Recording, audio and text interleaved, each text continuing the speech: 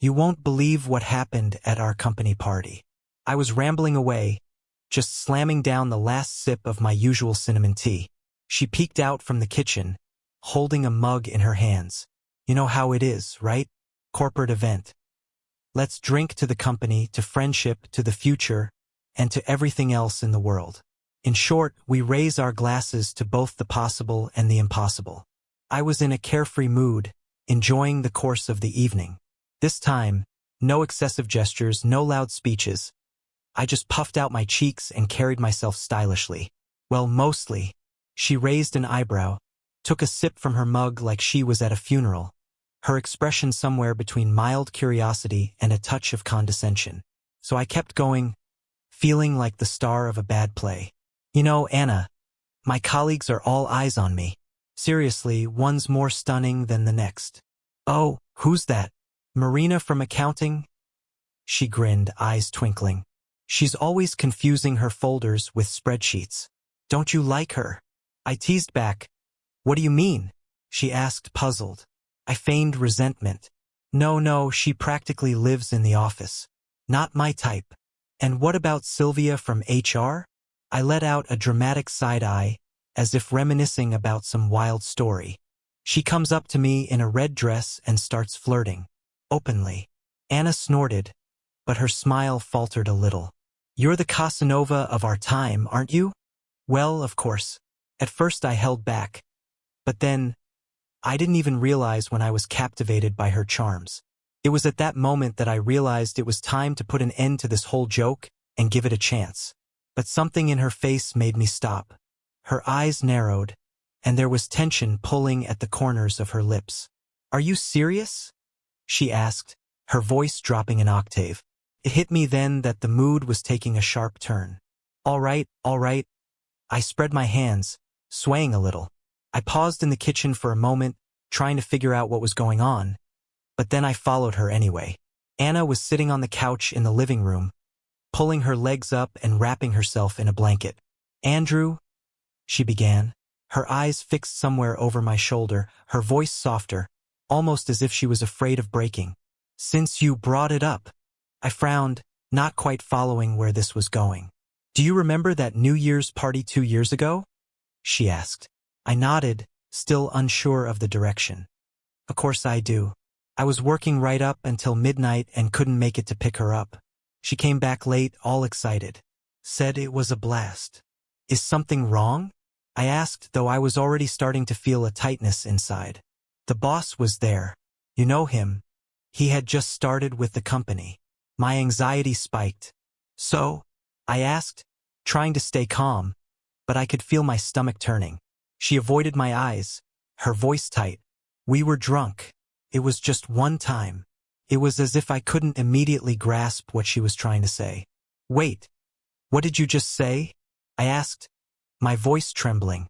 She met my gaze, and I saw a sharp pain flicker in her eyes. I cheated on you. The words hit me like a ton of bricks.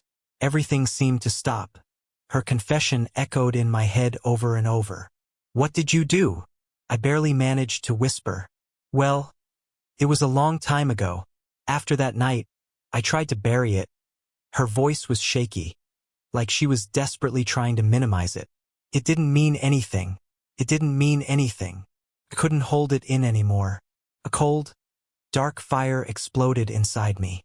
And you call that nothing? She started to cry, her face twisted in agony as the tears began to fall. Andrew, I didn't want this to happen. I thought I could handle it. But do you even hear yourself? My heart was pounding now, and I jumped to my feet as if I'd been struck by lightning.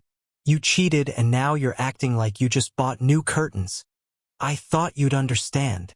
Understand what? My voice was raw with disbelief.